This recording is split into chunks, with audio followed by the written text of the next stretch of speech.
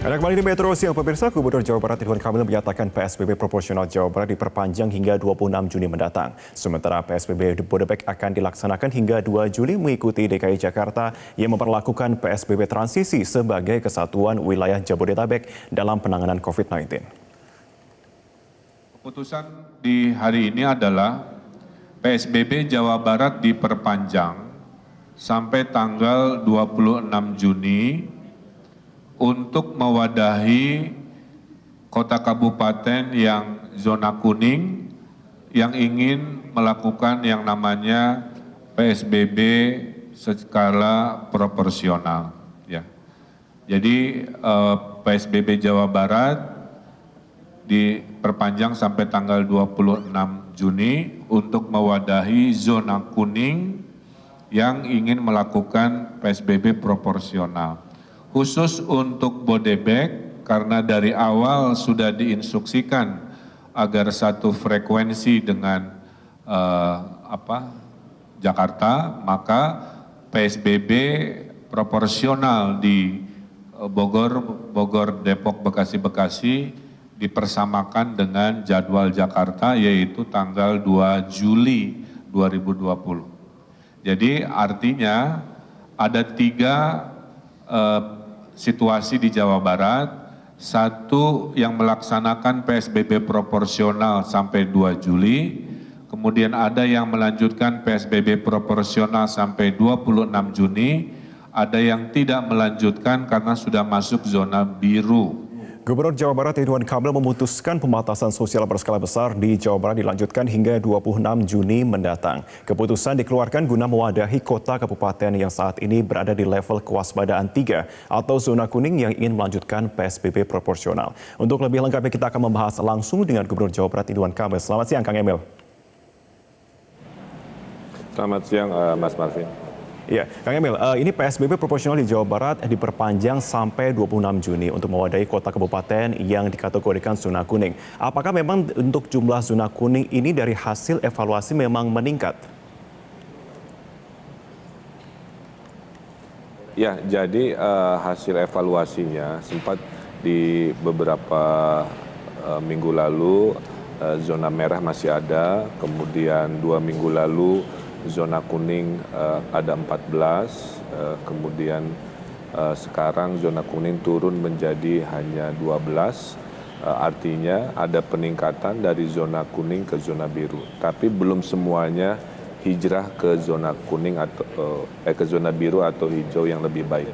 Nah, kepada daerah-daerah yang masih berada di level kewaspadaan 3 atau kuning, kita merekomendasikan untuk melanjutkan PSBB. Hanya kelompok yang kuning ini terbagi 2 wilayahnya, ada kelompok kuning di Bodebek, ada kelompok kuning non-Bodebek. Nah, yang Bodebek karena dari awal satu klaster dengan Jakarta, maka jadwalnya sama dengan DKI yaitu 2 Juli, yang level kuning non-Bodebek itu sampai 26 Juni.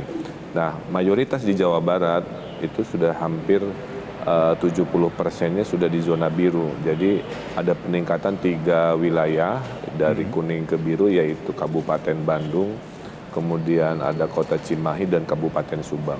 Saya berjuang sekeras-kerasnya agar yang sisanya 12 kuning ini dalam 2 minggu ke depan saat evaluasi semua sudah hijrah membaik di zona biru.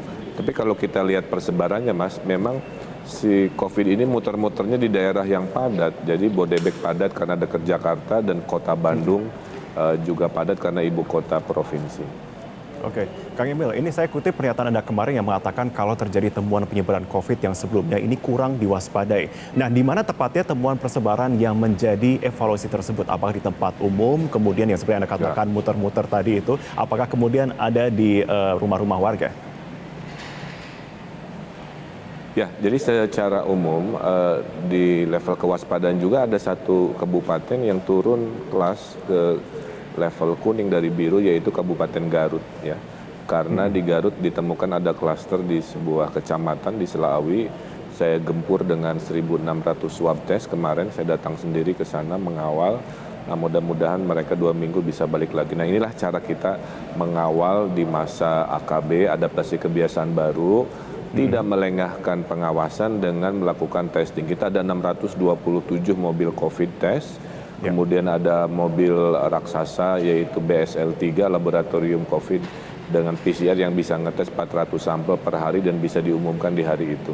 Nah, yang tidak terduga itu di pasar-pasar. Jadi mungkin tadi juga di Jawa Tengah mirip-mirip ya.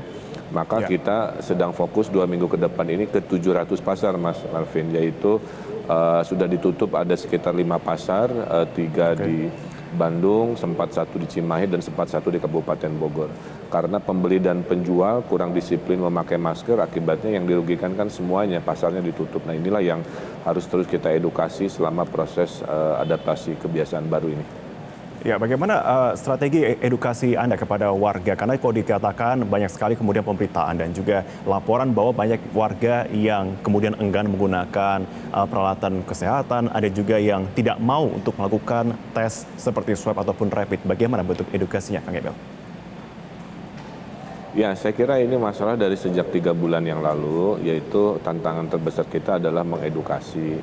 Maka Presiden Jokowi kan memerintahkan TNI Polri selama sekitar 4 minggu untuk daerah-daerah yang diizinkan memulai proses new normal atau AKB untuk didampingi oleh TNI Polri. Nah, pasukan di Jawa Barat itu diperbanyak untuk mengedukasi di pasar-pasar tadi dan di daerah sekitar 54 desa, karena kami sudah nge-zoom ke mikro. Ada 54 desa yang masih harus diawasi ketat seperti yang di Garut tadi, itu perbantuan TNI Polri-nya lebih banyak. Dan kemudian juga kita lakukan edukasi lewat tokoh-tokoh masyarakat dan lain sebagainya. Dan hasilnya memang dari data pergerakan 60% disiplin dan 40% masih perlu kita edukasi. Baik, Kang Emil, apakah Anda melihat masih ada potensi second wave atau gelombang kedua yang terdeteksi di Jawa Barat meskipun dikatakan sudah 70% berada di zona biru? Saya harus bicara apa adanya ya. Menurut kajian kita, hampir di semua negara second wave itu akan ada, tapi bedanya second wave itu nanti kurvanya harus lebih rendah dari puncak kurva di gelombang pertama. Ada yang berteori nanti 3 gelombang, 4 gelombang sampai tahun depan, tapi harapannya pertama tinggi sekali kurvanya, kedua merendah, rendah sampai nggak ada. Nah, yang pertama kenapa tinggi, Mas? Karena kita tidak siap kan, seperti disergap lah kira-kira. Kalau tahap 2, gelombang 2, kalaupun ada kita sudah lebih siap. Mobil testing PCR kita sudah tinggi sekali, total dengan rapid test sudah 200.000 yang dites, 627 mobil kita siapkan untuk sidap di kerumunan-kerumunan kan. Nah, kami belajar itu, kami juga belajar dari Korea Selatan, hiburan malam yang membuat gelombang kedua, maka di Jawa Barat dilarang dulu ada pariwisata malam atau hiburan malam, pariwisatanya harus outdoor dan siang. Sekolah juga belum dibuka karena di Korea Selatan, di Perancis, di Israel juga COVID-nya di second wave-nya itu gara-gara sekolah. Nah, pelajaran dari negara-negara yang lebih dahulu itu kita pelajari. Mudah-mudahan sih tidak ada, tapi kalaupun ada, kelihatannya kurvanya lebih landai. Saya punya keyakinan yang optimis. Ya, Kang Emil, perpanjangan PSBB proporsional untuk Bodebek sendiri memang berbeda ya perpanjangannya sampai dengan 2 Juli. Apakah Anda memang melihat adanya mobilitas yang masih tinggi? Ini masih berpotensi menimbulkan penyebaran virus sampai sejauh ini ke lokasi-lokasi yang ada di luar Bodebek? Ya, teorinya sederhana. Jadi virus ini kan nggak pakai KTP ya. Jadi dalam perhitungan Jabodetabek itu nggak bisa dihitung dengan batas administrasi yang kebijakannya berbeda. Nggak bisa, Jabodetabek itu harus satu kebijakan. Karena pusatnya ada di Jakarta, maka saya perlakukan berbeda.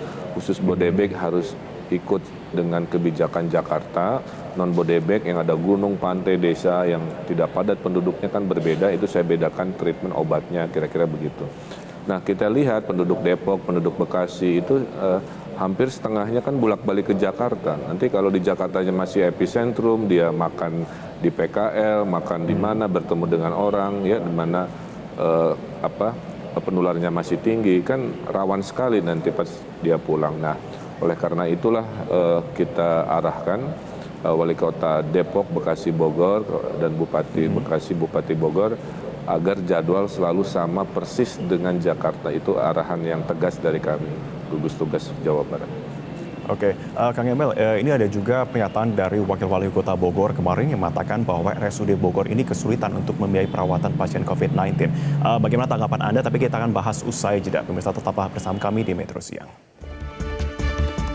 Lanjutkan perbincangan bersama dengan Gubernur Jawa Barat, Kang Emil. Terkait dengan Bodebek, tadi pertanyaan saya sebelum jeda ya, ini ada pernyataan bahwa Wakil Wali Kota Bogor itu mengatakan kalau RSUD Bogor kesulitan untuk membiayai perawatan pasien COVID-19. Dikatakan bahwa BPJS Kesehatan ini belum mengganti biaya yang dikeluarkan RSUD Bogor. Nah, bagaimana tanggapan Anda, Kang? Ya, saya ini menghimbau kepada BPJS, semua yang terkait COVID harus didahulukan. Kami di bawah ini udah berjibaku mengandalkan segala cara dan hasilnya luar biasa, Mas. Jadi dari 100% kapasitas ruang isolasi untuk COVID itu yang terpakai sekarang tinggal 29%, ya. Jadi sudah menurun. Jadi rata-rata pasien COVID di Jawa Barat itu tingkat kesembuhannya sudah 6 kali lipat dari tingkat kematiannya, kira-kira begitu. Nah, kerja keras dokter ini tentulah dengan teknologi, dengan jam kerja dan lain sebagainya. Sehingga Rumah Sakit Umum Daerah Kota Bogor yang sudah berprestasi ini jangan sampai terkendala operasional gara-gara BPJS lambat atau kurang cepat dalam memproses administrasinya. Menurut saya problemnya hanya di urusan birokrasi di BPJS-nya, tapi di kesempatan ini saya menghimbau kepada BPJS agar untuk rumah sakit rujukan yang sedang menangani COVID, saya mohon kecepatan untuk pembayaran dan administrasinya bisa 2 kali lebih cepat supaya kami bisa konsentrasi kepada pasien, keselamatan nyawa ketimbang urus administrasi.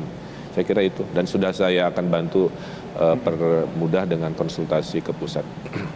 Oke, Kang Emil, ini terkait juga dengan bidang lain yang juga sedang struggling, di antara sebagai bidang perekonomian yang bahkan juga sempat lumpuh juga di beberapa sektornya.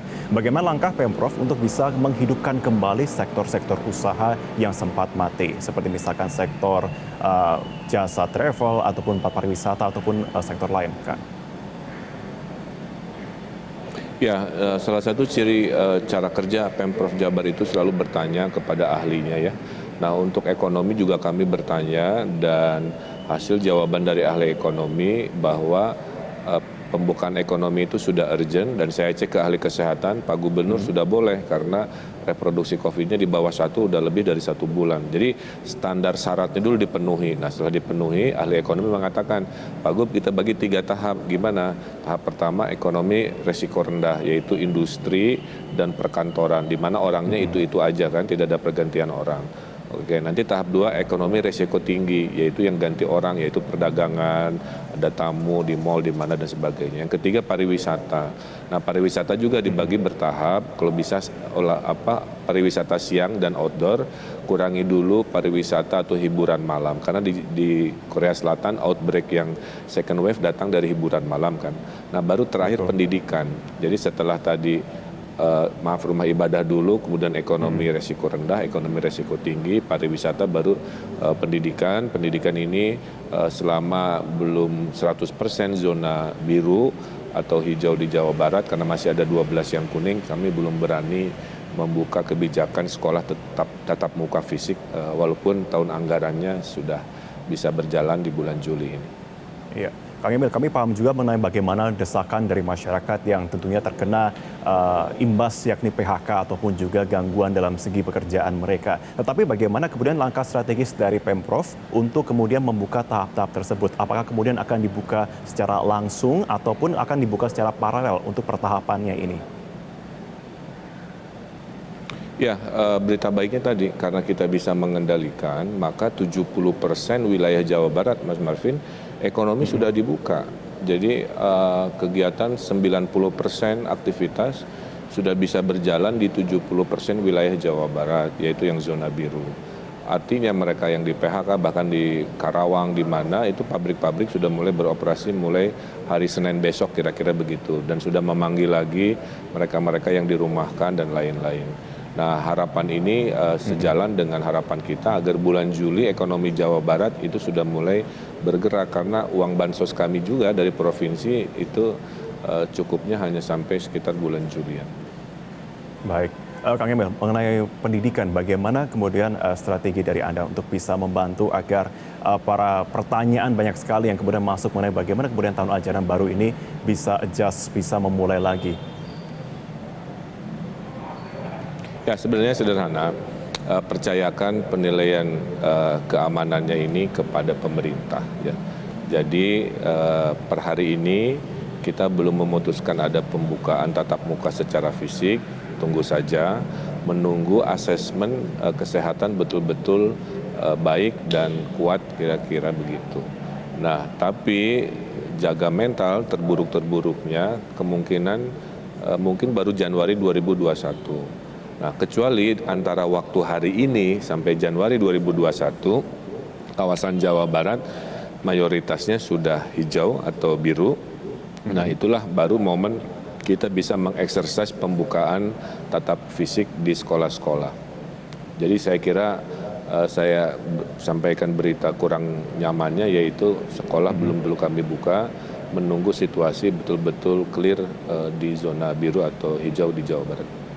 Oke, apakah itu sudah kemudian diberikan sosialisasi kepada setiap sekolah ataupun juga perwakilan dari Dinas Pendidikan setempat? Ya, kami kan tiap minggu rapat ya dengan wali kota bupati. Kemarin juga penentuan rapot rating kewaspadaan juga kita sampaikan. Karena kan TK, PAUD ya, SD, SMP itu kan kewenangannya bupati wali kota. Mereka boleh ambil kebijakan sendiri. Kemudian kalau provinsi kan kewenangannya adalah SMA, SMK, sekolah luar biasa. Ada Kementerian Agama mengelola madrasah aliyah, kemudian rektor universitas. Nah, itu semua sudah dikoordinasikan. Jadi syaratnya satu, kalau sudah Anda berada di wilayah hijau dan biru, maka proses pembukaan itu sangat dimungkinkan. Tapi untuk sekolah negeri, sekolah swasta yang memang dalam kendali ada di pemerintah langsung, maka sebelum seluruh Jawa Baratnya masuk zona biru, kami belum meyakini bahwa sekolah bisa dibuka secara fisik. Kira-kira begitu. Baik, Kang Emil, singkat saja saya ingin Anda memberikan imbauan ataupun juga sosialisasi kepada masyarakat saat ini yang menyaksikan, terutama warga di Jawa Barat, agar memang membantu tentunya dari pihak pemerintah untuk semakin mendatarkan kurva tersebut dan juga penyebaran ini bisa semakin ditekan. Silakan untuk imbauannya, Kang. Ya, untuk warga Jawa Barat, ya statistik membuktikan bahwa kalau disiplin itu level aktivitas bisa membaik. Contohnya dalam 2 minggu ini Kota Cimahi membaik, Kabupaten Bandung membaik, Kabupaten Subang membaik. Tapi di sisi lain ada Kabupaten Garut juga yang turun. Ini mengindikasikan kalau masyarakatnya disiplin dengan 3 rumus selama melawan COVID ini, yaitu pakai masker, jaga jarak dan cuci tangan, maka perlahan-lahan Jawa Barat bisa terkendali menuju zona yang lebih aman di biru atau hijau.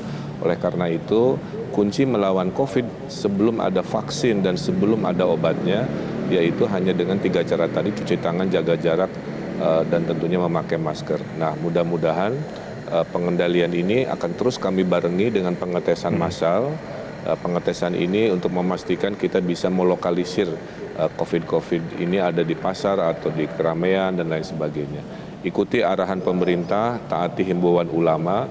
Insya Allah dengan cara seperti ini, dengan kekompakan dan ketaatan, Jawa Barat seperti hari ini sangat terkendali dibanding provinsi lain. Mudah-mudahan terus terkendali berkat kerjasama antara kami dengan Anda sebagai warga Jawa Barat. Hatur nuhun, itu saja. Terima kasih. Baik, Gubernur Jawa Barat Ridwan Kamil, Kang Emil, terima kasih untuk waktu yang bersama kami di Metro Siang. Selamat siang.